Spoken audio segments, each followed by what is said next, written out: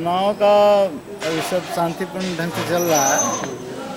ये परमदीवर क्षेत्र में तो मतदाता का टर्नआउट अभी बहुत कम है और एका दुक्का देखने हर बूथ पे आ रहे हैं लोग, लेकिन एग्रीकल्चर ऑफिस में जो बूथ है वो बूथ संख्या 1 है, 5 बूथ है वहाँ पर, एक क ख ग घ, वहाँ पर टर्नआउट ठीक है। इसकी वजह से ज़्यादा मतदाता वहाँ पर आए हैं। अभी तक सर लेकिन कहीं भी असामाजिक तत्व वगैरह का कोई नहीं है। अभी तक कुछ रुझान आया है या नहीं आया है सर? चुनाव को लेकर कितना परसेंटेज मत पड़ चुका है? अभी यहाँ तक हम लोग 14% रिपोर्ट किए हैं अपने क्षेत्र में, सेक्टर 8 में 14% का रिपोर्टिंग हो चुका है। 9 बजे हुआ है बूथ नंबर 17 पर 7%, बूथ नंबर 17A पर हुआ है 8.81%, बूथ नंबर 17B पर हुआ है 3.44%, बूथ नंबर 76 पर हुआ है 10.75%, बूथ नंबर 17D पर हुआ है 10.79%। और दूसरा रुझान कब तक आने की संभावना है सर? 11 बजे। 11 बजे तो दूसरा रुझान चला है। ठीक है।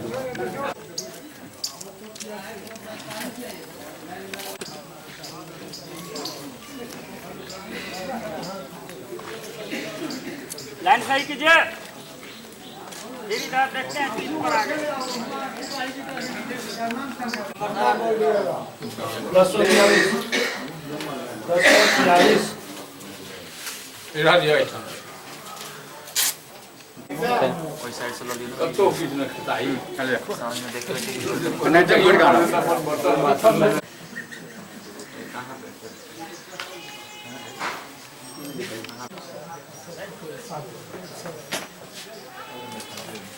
आप कैमरा मैन है क्या? होटल वाले दीजिए तब लीजिएगा, वहाँ है होटल, वहाँ लीजिए। बस परसेंटेज निकालने के बाद बताया जाएगा। अभी तक कितना कौन मेल कितना कहिए? महिला में 58 कौन सी केंद्र संख्या है? किस पंचायत? 12।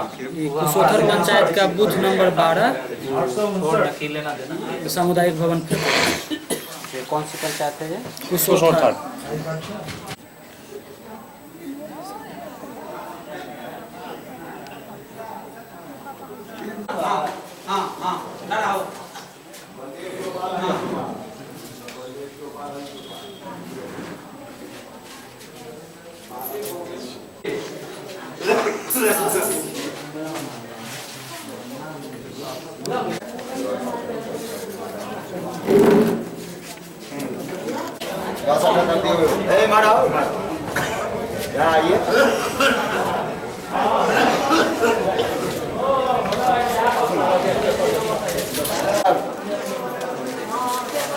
हरे कृष्ण राम, हरे कृष्ण राम सीताराम। यहाँ पर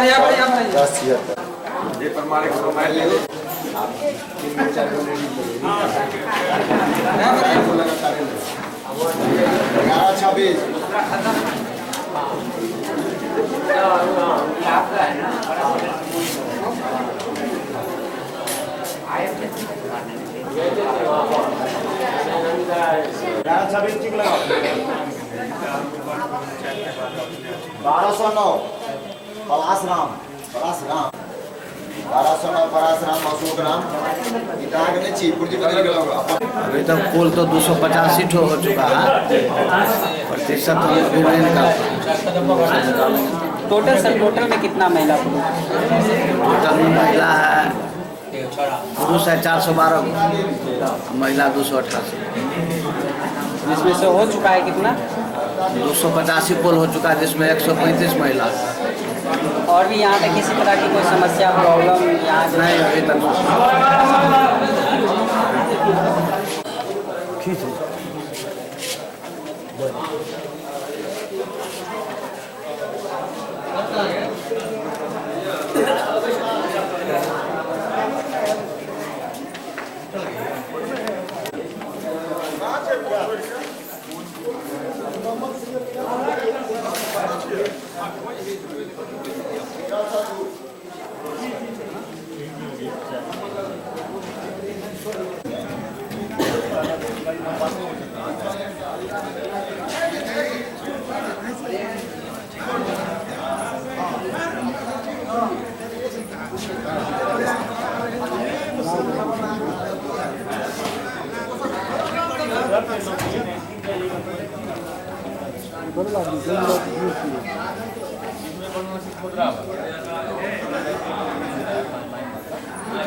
पाँच बूथ नंबर 5 का सो अभी 11 का लिए है 11 बजे, जिसमें आपको 285 गिरा है, उसका परसेंटेज हो गया 40.7।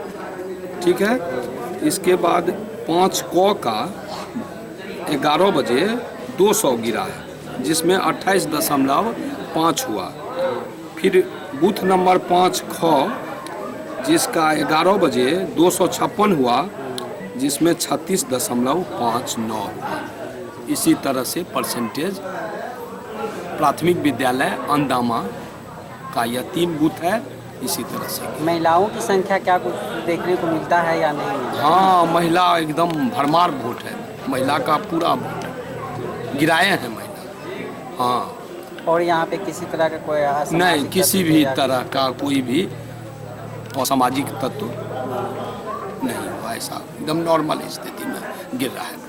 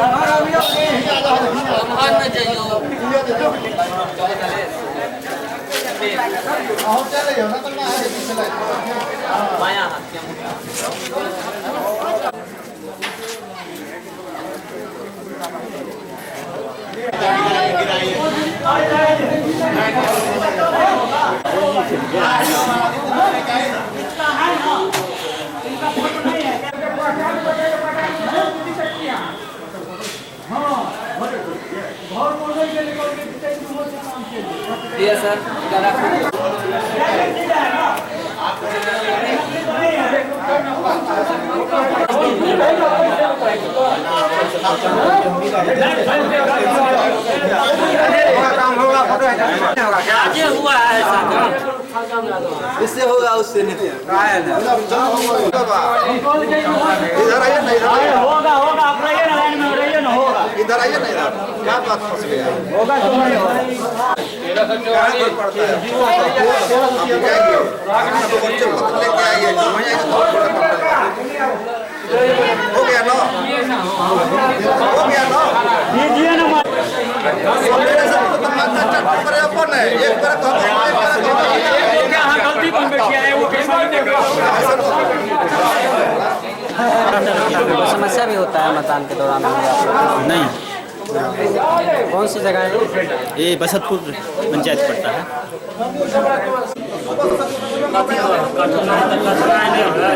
पोखर से आगे लिए यहाँ तक चलिए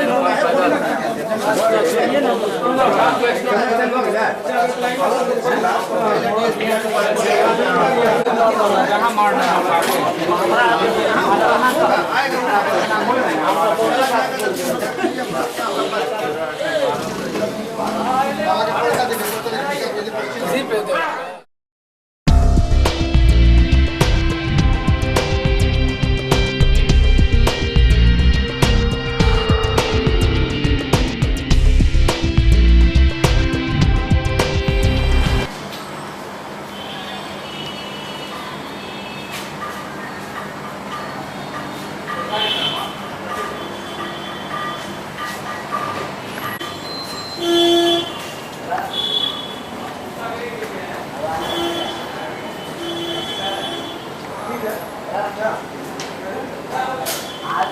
इंकलाब जिंदाबाद, आईबीए मुर्दाबाद, आईबीए इंकलाब जिंदाबाद, इंकलाब जिंदाबाद, इंकलाब जिंदाबाद, इंकलाब जिंदाबाद।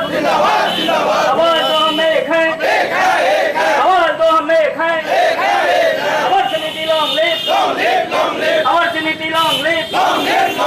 आईबीए मुर्दाबाद, आईबीए मुर्दाबाद, आईबीए मुर्दाबाद। पुनरीक्षण और वेतन समझौता जल्द से जल्द किया जाए गवर्नमेंट के द्वारा, जिसको कि अननेसेसरी लेट किया जा रहा है। पिछले 2 साल में 14 टॉक के बाद भी कोई निराकरण नहीं कर पाया है। हम लोग अपने डिमांड में बड़ा फ्लेक्सिबल हैं।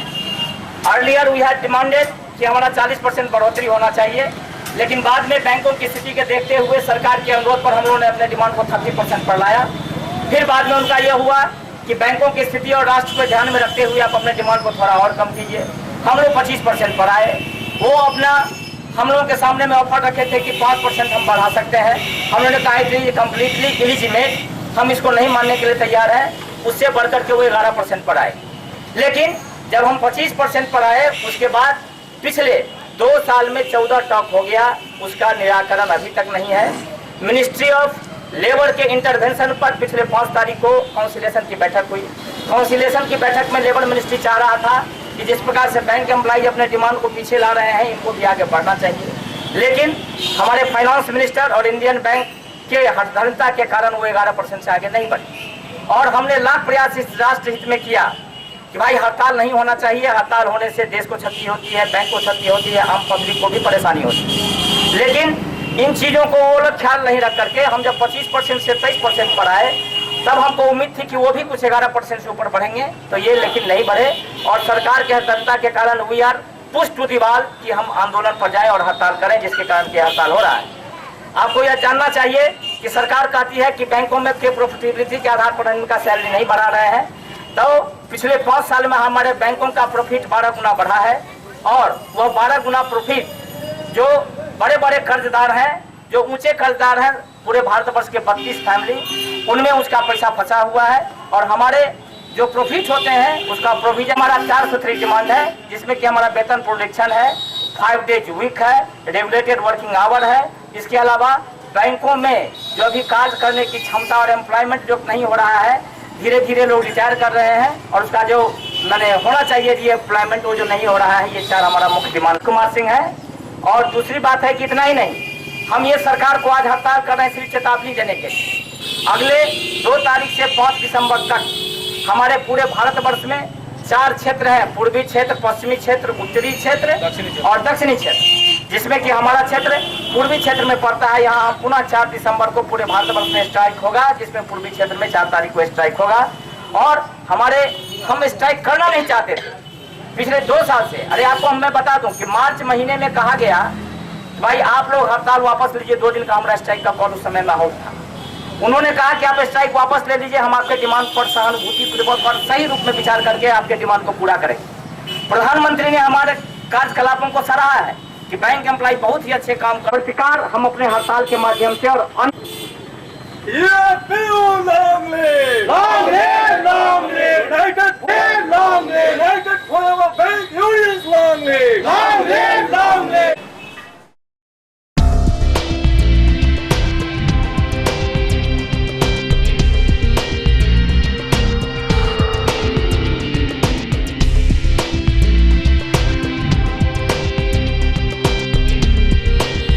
यहाँ देखिए अभी चला गया तो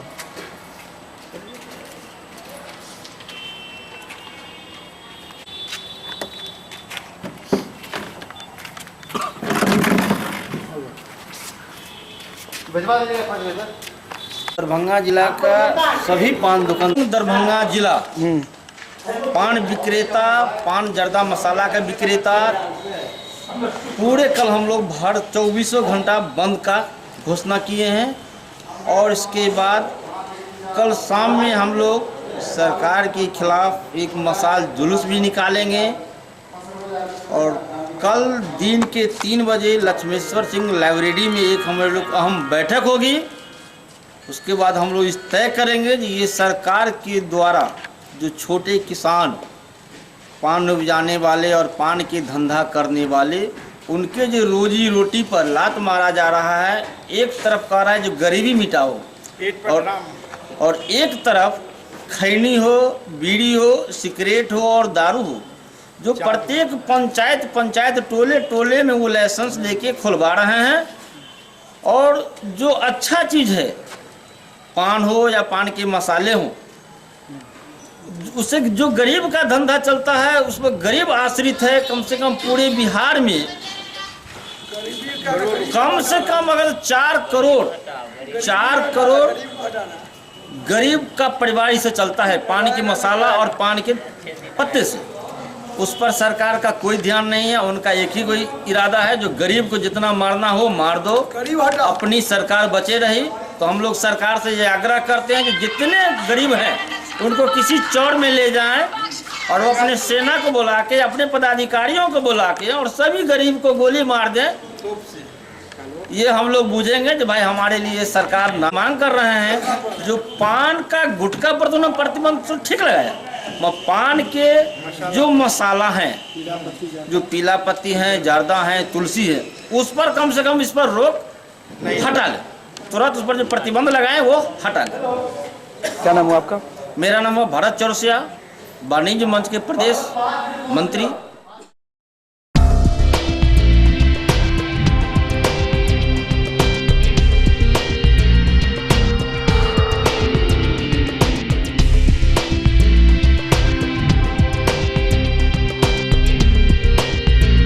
सांस्कृतिक चेतना का विस्तार हो और प्रत्येक व्यक्ति अब स्वयं से कम जुड़ जाए।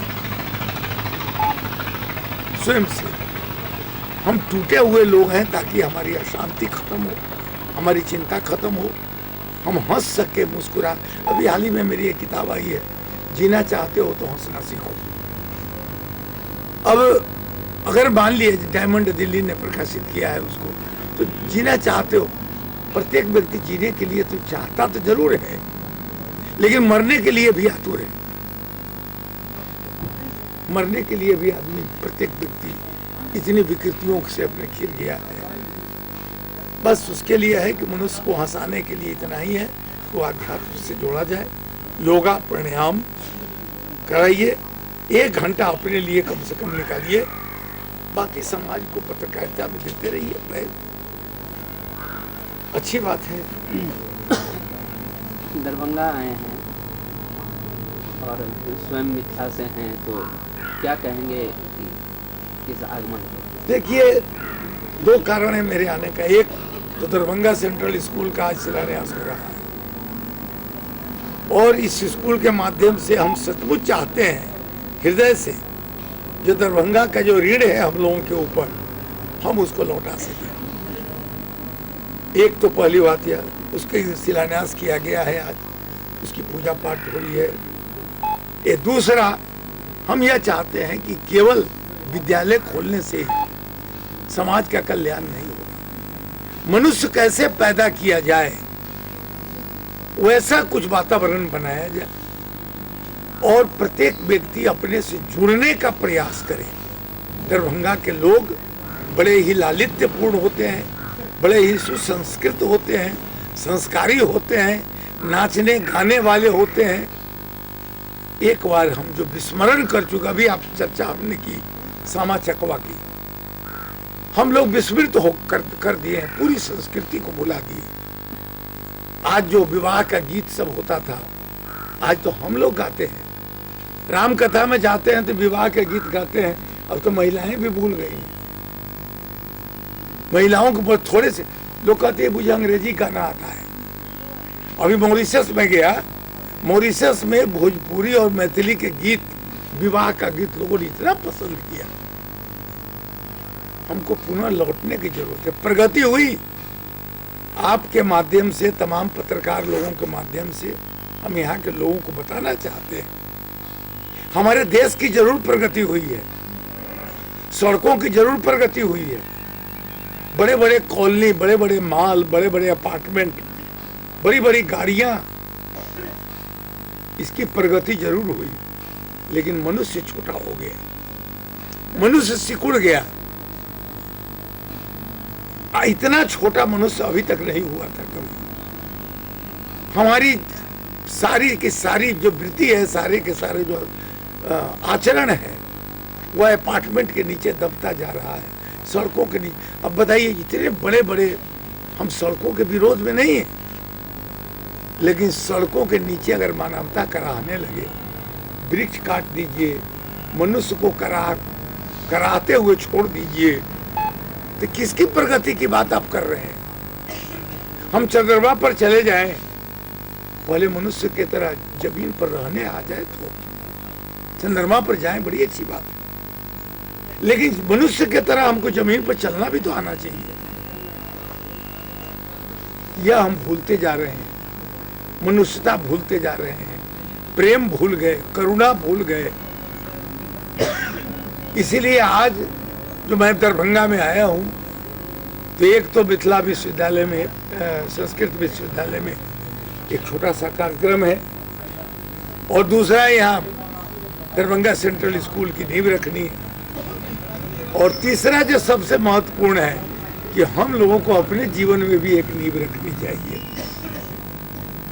जो बीत गया सो बीत गया, कम से कम आज से भी हम लोग होश संभालें और थोड़ा अपने जीवन की बुनियाद ऐसी रखें जो हम परिवार में सुख से रह सकें।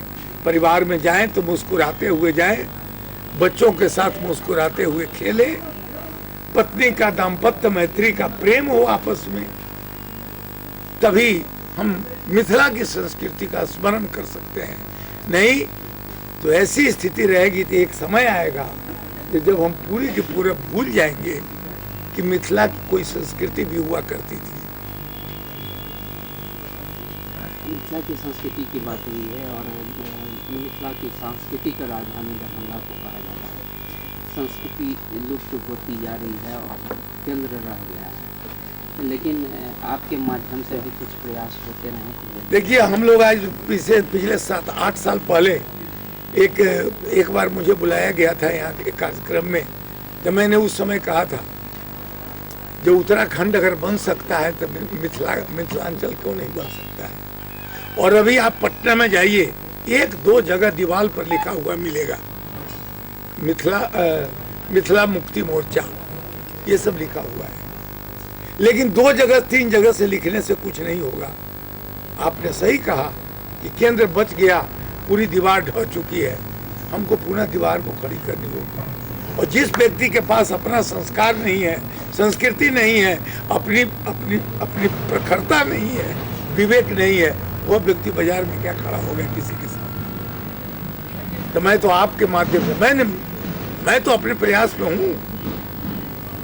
आज भी कोई कार्यक्रम जितने हो रहे हैं, पत्रिका निकलती है, मैगजीन निकलती है, मैं इसकी आवाज उठाता रहा। लेकिन जब तक एक समूह इसके पीछे खड़ा नहीं होगा, हम संस्कृति को कैसे बचा सकेंगे? पहले अपने घर में, आप तमाम मित्रों को मैं कहना चाहता हूँ, पहले जाके अपने घर में मैथिली बोलिए।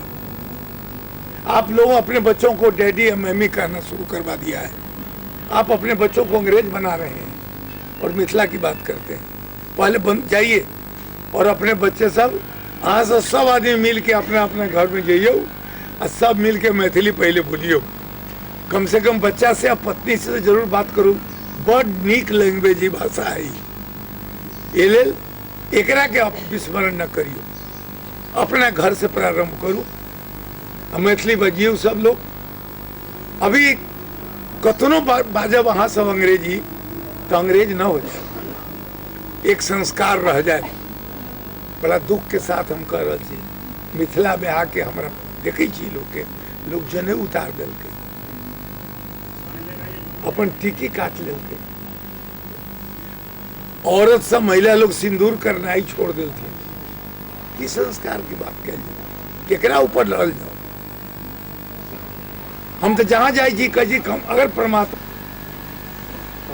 छोटा पूछे तो शिक्षा पश्चात होती नहीं है, हमारी वृत्ति पश्चात हो जाती है। अंग्रेजी जानना, निरसू झा भी अंग्रेजी जानते थे, अमरनाथ झा भी अंग्रेजी जानते थे, लेकिन उनका एक संस्कार था, उनके सर पर टीक थी, जनेऊ पहनते थे। हम लोगों ने जनेऊ छोड़ दिया, शिखा कटवा लिया और जाके बच्चों के बीच में भोजपुरी और अंग्रेजी में बात करने लगे। तो पहले तो घर को संभालिए। जनकपुर जाएंगे, जानकी की दर्शन करेंगे और राम सीता की बात होगी। इसको आप किस नज़र में देखते हैं? क्योंकि नेपाल के साथ जो संबंध रहा है, और फिर चीन भी नेपाल में अपना वर्चस्व बनाया हुआ है। तो और खासकर मिथिला क्षेत्र जिसमें भारत नेपाल का एक अटूट संबंध है। कि मोदी जी जा रहे हैं सीता माँ को दर्शन करने, यह व्यक्तिगत संबंध हुआ, व्यक्तिगत आस्था हुई है, व्यक्तिगत भक्ति के कारण वहाँ जा रहे हैं, भारत सरकार को लेकर नहीं जा रहे हैं। पहली बात तो यह। और जहाँ तक नेपाल का जो संबंध है चीन और दूसरे, ये तो अलग राष्ट्रीय स्तर की बात हो गई। उसमें हम लोगों को भी तो यह विचार करके रहना पड़ेगा कि अगर दूसरा कोई बाहर के विदेश के लोग नेपाल पर कुदृष्टि रखे हुए हैं तो नेपाल तो हमारा अपना घर है, जहाँ हमारी संस्कृति बसती है, तो उसकी भी रक्षा करने का प्रयास हम लोगों को करना चाहिए। मोदी जी जो जा रहे हैं वो व्यक्तिगत यात्रा है उनकी, और इसी कारण वो पशुपतिनाथ का भी दर्शन करने गए। सभी देवी देवताओं को यह हिंदुओं का संस्कार है कि वो जा रहे हैं तो माता का दर्शन करने जनकपुर में जाएंगे, हो सकता है सीतामढ़ी भी जाए, सब पुनौरा धाम में भी जाएंगे, तो सब जगह जाकर देखेंगे। तो यह तो व्यक्तिगत आस्था का प्रश्न है, तो इसलिए इसको राष्ट्रीय स्तर पर न जोड़ा जाए इस बात को। हाँ, इसके आधार पर अगर कोई रूपांतर करके कोई दूसरी बात जोड़ ली जाती है, ये तो अपने उनकी यात्रा है तो लगता है कि पहली बार ऐसा हो रहा है कि कोई प्रधानमंत्री निश्चित रूप से हम तक पहुंच रहा है, एकदम निश्चित। तो उस क्षेत्र के विकास के लिए, या ये आपको लगता है कि मोदी को कुछ उसके डेवलपमेंट के लिए कुछ करना चाहिए? जरूर। देखिए, नेपाल कोई बाहर का लोग नहीं, और उन्होंने पशुपतिनाथ का दर्शन करते समय घोषणा भी की कि हम इतने पैसे से इतनी सहायता, कुछ कोई 10,000 या इतना डॉलर है, कुछ है, आ जाइए, तो उतना उन्होंने की है। और हम तो जरूर चाहेंगे कि भारत सरकार अगर अपनी विरासत को बचा कर रखना चाहती है तो उसको जनकपुर और जितनी भी मिथिला से धनुषा जो है, सीतामढ़ी है, इस सब को आपको जागृत अवस्था में रखना पड़ेगा, नहीं तो यह विलुप्त हो जाएगा, संस्कृति विलुप्त हो जाएगी। सीता जी अभी जनकपुर में जाकर देखिएगा, सीता जी जिस पाठशाला में पढ़ती थी उस पाठशाला की स्थिति देखिए जाकर, सारा कुछ विलुप्त हो गया। तालाब मिथिला से खत्म हो गया, मखान का खत्म हो गया, पान खत्म हो गया। तो इस संस्कृति को जीवित करने के लिए पान मखान और माछ, पान, सब जो मिथिला की संस्कृति है उसको जीवित करने की पुनः जरूरत है। और हम लोग जरूर उम्मीद करेंगे कि हमारे माननीय प्रधानमंत्री जी वहाँ जा रहे हैं तो राम जानकी मंदिर का उद्धार करावे और थोड़ा एक अंतर्राष्ट्रीय स्तर का पर्यटन स्थल बनावे, यातायात की सुविधा हो जाए, यात्रा करने में सीतामढ़ी से दरभंगा से वहाँ जाने में सुविधा हो, लोग जो विदेशी पर्यटक वहाँ जाए, कम से कम हेलीकॉप्टर की भी तो सुविधा हो जाए, बहुत दूर तो नहीं होगा यहाँ से 50-100 किलोमीटर सड़क मार्ग। आज से पहले एक बार हम राम कथा में गौशाला में थे, तो एक प्रोफेसर साहब थे कोई जो सीता सर्किट की बात कर रहे थे, उस समय कर रहे थे। ये बहुत आवश्यक है, और मैं समझता हूँ कि हमारे माननीय मोदी जी बहुत शतायु दीर्घायु बने, ताकि इनके द्वारा हमारी संस्कृति की रक्षा हो सके। और बहुत सर्किट बनेगा, अभी देखिए, अभी सीता सर्किट बने, राम सर्किट बने, रामायण सर्किट बने, पहले पुष्प वाटिका का उद्धार कराएं, विश्वामित्र के आश्रम का उद्धार कराएं, तभी ना हम लोग समझेंगे कि हम विश्वामित्र के वंशज हैं। यह दृष्टि तो होनी ही चाहिए, इसका तो मैं पुरजोर से। और सबसे महत्वपूर्ण है हमारी मिथिला की जो संस्कृति है उसका भी कुछ हो जाए, उसका भी उद्धार हो।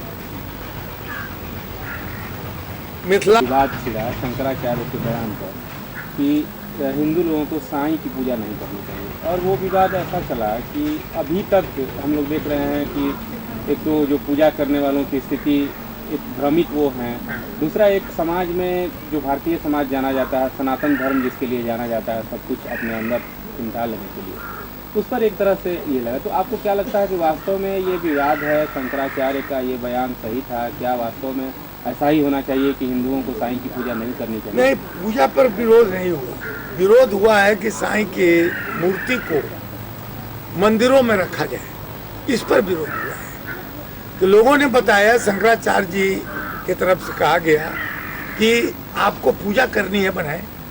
किसी हमारे यहाँ 9,999 पंथ है, कोई रोकता नहीं है किसी को। लेकिन आप कहते हैं कि राम जानकी मंदिर में रखेंगे, यह इसका विरोध होना चाहिए। यह ठीक नहीं, तरीका नहीं है। उनका मंदिर बने। और क्या अंतर हो जाए, सनातन धर्म तो हजारों परंपराओं को निगल गया। यह भी सब अगर मान साईं को भी अगर हम लोग पूछते हैं तो यह व्यक्तिगत आस्था है। यह इसको संस्कृति से मत जोड़िए, संस्कार से मत जोड़िए, सनातन धर्म से मत जोड़िए। हमारी व्यक्तिगत आस्था है। कोई कभी कुछ लोग, हम तो पेड़ के भी पूजते हैं, नदी को भी पूजते हैं, जानवर को भी पूजते हैं, कुत्ता को, कौवा को भी हम लोग अन्न खिलाते हैं। तो यह व्यक्तिगत आस्था है। इसलिए हम समझते हैं कि कभी कभी हवा उठ जाती है और कभी परिमार्जन के लिए जरूरी है थोड़ा बहुत। यह हिंदू धर्म के लिए, सनातन धर्म के लिए स्वस्थ होने का, जब कोई विकार उकार हो तो थोड़ा साफ सुथरा हो जाए। तो मतलब यही सवाल था कि जब सबको अपने में समाहित करने की अद्भुत क्षमता है ही, बाहर कोई नहीं है, आप वो भी आ जाए। नहीं, विरोध केवल यह हो रहा है कि मैं कह रहा हूँ यह जानकी मंदिर में मेरी मूर्ति स्थापित करो, यह गलत बात है। हम अगर इस कैंपस में अपनी मूर्ति बना लेंगे तो हमको कौन रोकेगा? बनाइए ना। हम आपको भी एक तो पार्ट मान लेंगे 9,999, हम कह देंगे 9,918, ये भी कह दें। हम छोटे नहीं हो जाएंगे उससे। लेकिन अगर उसमें कोई राजनीति होगी तो इसका भी विरोध होना चाहिए। जो सवाल उठाया जा रहा है जरूर विचार करने लायक है। कहीं ना कहीं उठ रहा है सवाल, कुछ जाति के लिए संस्कार उठ रहा है, अमुक जाति के थे, अमुक तरह के संस्कार था। फिर उसके बाद संभव है कहीं बाहर के लोग का कुछ सहयोग तो नहीं है इसके ऊपर, यह भी देखना पड़ेगा। ये हमारे लोग हैं, हम लोग हैं, आपस में लड़ाई कर लेंगे और फिर एक जगह बैठ कर, मंदिर में तो सब जाके एक मिल जाते हैं। वहाँ कोई कम्युनिस्ट पार्टी, कांग्रेस पार्टी, जनता पार्टी नहीं होता है। वहाँ तो एक ही पार्टी होता है, भगवान का पार्टी। तो इसलिए उसको राजनीति से न जोड़ा जाए। और व्यक्तिगत आस्था की बात है तो प्रत्येक व्यक्ति को पूजा करने का अधिकार है। हम भी कहें कि हमको भगवान मानो, मानिए आप। हमारे 10-20 लोग मानेंगे हमको भगवान, लेकिन दुनिया के लोग कैसे मान लेंगे? साईं को भगवान नहीं माना जाना चाहिए। नहीं, मैंने एक किताब लिखी है, घूंघट के पट खोल, पूरा तर्क मैंने लिखा है। भगवान तो प्रत्येक व्यक्ति, हम भी भगवान हैं। ईश्वर अंश जीव अविनाशी। भगवान कैसे नहीं किसी को कहिए, मुसलमान हो, ईसाई हो, क्रिश्चियन, कोई भी व्यक्ति है, सब लोग भगवान हैं, हम भी भगवान हैं। लेकिन अब अपनी अपनी आस्था की बात दूसरी होती है। आप क्या मानते हैं इस पर निर्भर करता है।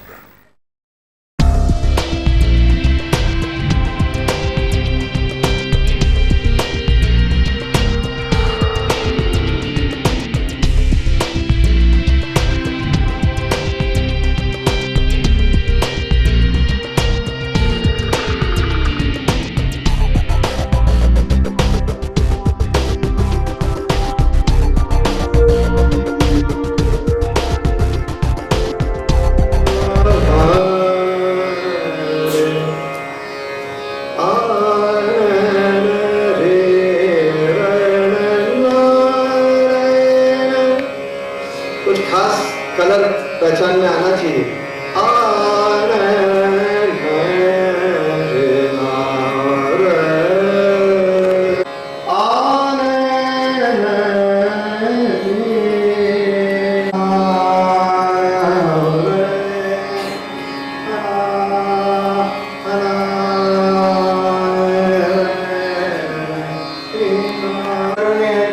जाते वक्त इधर आते वक्त शुद्ध, यही भूल सवाल है।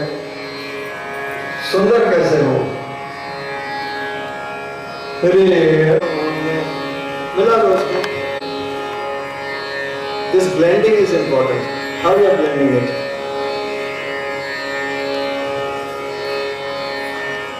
कॉफी हम पीते हैं तो अगर बढ़िया कॉफी हो, सही प्रमाण हो, तब क्या बात है। तो वही है, रे मा पा मा रे मा पा नी रा पा मा पा रे मा रे नी रे सा रे रे मा मा मा रे पा पा पा पा सा पा मा रे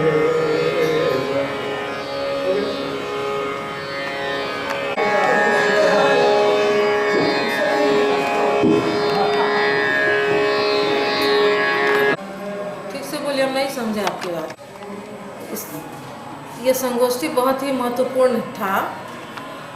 ये कल से आरंभ हुआ और आज अभी तक चल रहा है, और हमारे छात्र छात्रा और जितने प्रतिभागी आए हैं वो सारे बिल्कुल स्थिर चित्त होकर इस सेमिनार का लाभ उठा रहे हैं। चूँकि ये विषय बहुत ही महत्वपूर्ण और पढ़ने वाले छात्र छात्राओं और पढ़ाने वाले शिक्षकों के लिए बहुत ही महत्वपूर्ण था। इसका विषय था हिंदुस्तानी शास्त्रीय गायन, गायकी एवं शिक्षण पद्धति, जो हर वाले छात्र छात्रा। और मैं अमरावती महाराष्ट्र से आए थे हमारे रिसोर्स पर्सन, वाराणसी से आए थे प्रोफेसर ऋत्विक सान्याल, डॉक्टर रामशंकर, और दिल्ली विश्वविद्यालय से डॉक्टर ओजेश प्रताप सिंह, और दिल्ली के ही एक प्रख्यात तबला वादक हैं सुभाष कांति दास, वो आए थे। इसके अलावा एक हृदय रोग विशेषज्ञ और सितार के A grade artist doctor Nishindra Kinjal, इसके अलावा डॉक्टर पद्मश्री शारदा सिन्हा जी आए थे। संगीत का यहाँ एक बिल्कुल विषय है, विषय के रूप में संगीत स्थापित है मिथिला विश्वविद्यालय में वर्ष 1984 ईस्वी से। और हमें लगता है शायद बिहार में ये पहला विश्वविद्यालय है जहाँ संगीत की पढ़ाई शुरू हुई थी। बिहार की मैं बात कर रही हूँ, और उसी समय से यह अनवरत गति से चल रही है, आगे भी चलती रहेगी। इसके छात्र छात्राओं में वृद्धि हुई है, पढ़ने की रुचि जगी है, लेकिन कुछ पाठ्यक्रम में संशोधन की आवश्यकता थी, इसलिए इस महत्वपूर्ण विषय को भी इस सेमिनार में रखा गया और इस पर चर्चाएं चल रही हैं। कुछ नई बातें सामने आएगी और हमें ऐसा विश्वास है कि अगर यूजीसी को हम ये सेमिनार के माध्यम से इसके ऊपर कोई बात भेजें तो वो हमारी बातों पर विचार करेगा और हमारे सेमिनार की सफलता सिद्ध होगी। पढ़ो, थोड़ी अंग रहना चाहिए, कंधा बहुत ज़्यादा मत रुकिए उसको।